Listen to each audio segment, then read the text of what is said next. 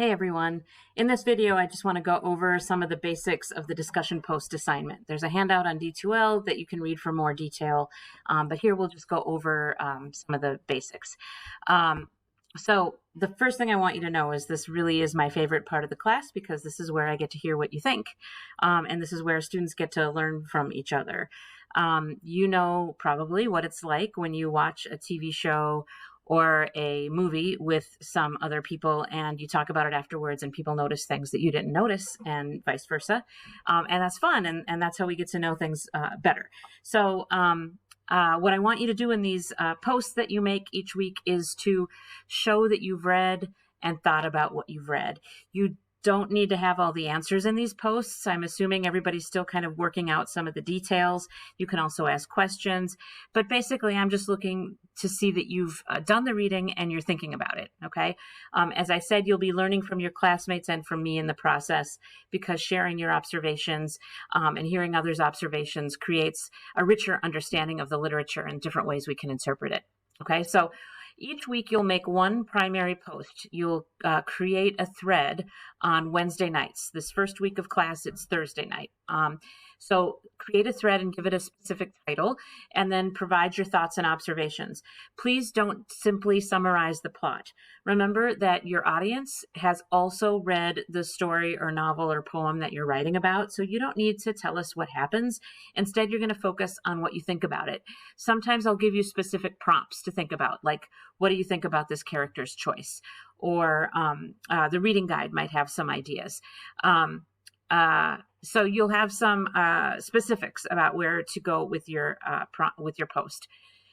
I'd also like you to use at least one short quotation in your post. Don't fill it up too much with quotation. You want most of the words to be your own. But it's really important all summer long when you write about literature to be able to support your ideas about it with evidence from the text. So if you're going to interpret a text that way, you need to be able to back up that argument you're making. So at least one short quotation and specific details from the text. Your your primary post should be 150 to 250 words long. Please no longer than that. Okay, so basically you're writing a healthy paragraph. On Thursdays, I will reply to you each individually and give you some feedback. And that's how you know that maybe you'll be on to something if you want to keep developing your ideas in the response paper that's due starting in week 2. All right. So on Fridays, at the latest, you will return to the discussions and read what everybody read or wrote, and then you're going to reply to at least 2 people, okay? Reply to at least 2 threads. That's due Fridays at noon, but of course that can come in earlier. I want you in these replies to really engage directly with the ideas that your classmates are presenting. So don't simply say, "Great post, I agree." That might be true, but you need to build onto that and be really specific about what you see that maybe they didn't mention, and so on. Each week there will be at least 2 different threads posted and 2 different topics posted. I will create 2 different topics for you to choose from. For example, this week there's one topic on the stories by Freeman and Jewett, and then there's another topic on the story by Dunbar. You need to spread your posts across those 2 topics. So if your primary post is about Freeman's story, then you need to make sure at least one reply is in the topic about Dunbar's story. Okay. Your replies can be shorter, 75 words or so, minimum. And if you do all of this and you read what everybody has to say, this will definitely help you prepare for the quiz, okay? The quizzes will open up on Friday afternoon after the posts are due, so you have time to process all that. The quizzes aren't due until Saturday night. So if you want to take them on Friday and free up more time in your weekend to do other things, you will have that option. Okay, I really can't emphasize enough how important it is to read the posts and discussions. That's like going to class and being there for the class discussion. Okay, if you skip reading these discussion posts, it's like skipping class. Please do that. There's absolutely a correlation between reading your classmates' posts and my posts, and also doing well in the other parts of the class. So, and D2L does show me those statistics. So I've seen this summer after summer, semester after semester, that correlation. Okay, so let's go to D2L and view the assignment. I'm here in our home page. I'm going to go to content, and I am in the essential course documents module, and the discussion assignment is right here. I'm going to click on that. I'm not going to read this whole assignment to you because, well, that would be silly. You can read over this. I just want to show you a couple of things. Here's my explanation of the posts and replies. Here are some specific suggestions for how you might engage in a reply to a classmate.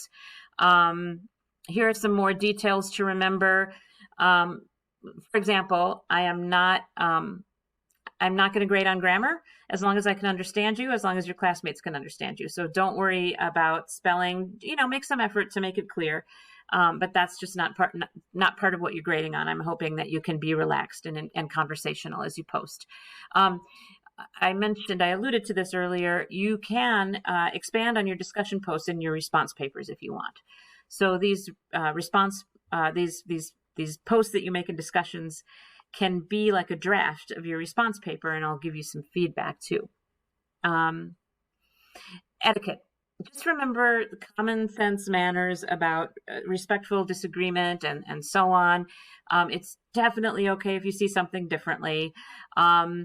And also make sure that each student's post gets at least one reply. I don't mean that you have to reply to everybody, but if you notice that there's a post that hasn't gotten a reply yet, you might want to start there. The rubric for grading is here.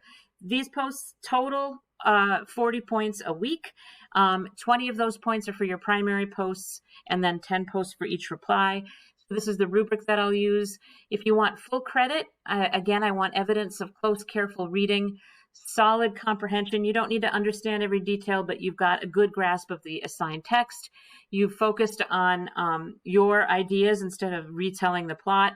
You have at least one brief quotation and details to help us understand your interpretation, and then you meet the length requirement. Okay? Your replies must also engage thoughtfully with your classmates. Partial credit posts, weaker posts, will show that maybe you didn't read all that carefully. Maybe you really misunderstood a major point. Maybe your ideas are vague or unclear and you don't support them, or you don't meet the length requirement. Okay? If there's plagiarism from SparkNotes or something like that, then you get a 0. Don't plagiarize. Please don't go to any of those websites. I want these ideas to be yours without being influenced by anything else. Okay, some more details about grading are here. Some samples are here. I'm not sure why this is divided into 3 boxes. This is meant to look like one post. In this case, the writer dives into a specific topic about Caesar, the dog, in A New England Nun, and provides her interpretation. It shows that she read carefully. She's got nice short quotations here to support her ideas. She meets the length requirement. And here's an example of a post from another classmate about it's a good example of how to engage with somebody else's ideas in a positive way, and building on and adding more to the discussion. At the end of this handout are some much smaller details about, reminders about how to write about literature. These things aren't in the rubric, but they are things that will matter more in the response paper. So I just wanted you to get a sneak peek and some reminders about this. The most important thing is when you quote literature, this is in the syllabus too, when you have a page number, provide the page number in parentheses at the end, okay? If you have an e-text without a page number, then you don't need to worry about it. That's it. I hope you enjoy these discussions. Let me know if you have any questions at all. I really am looking forward to reading your thoughts and your insights.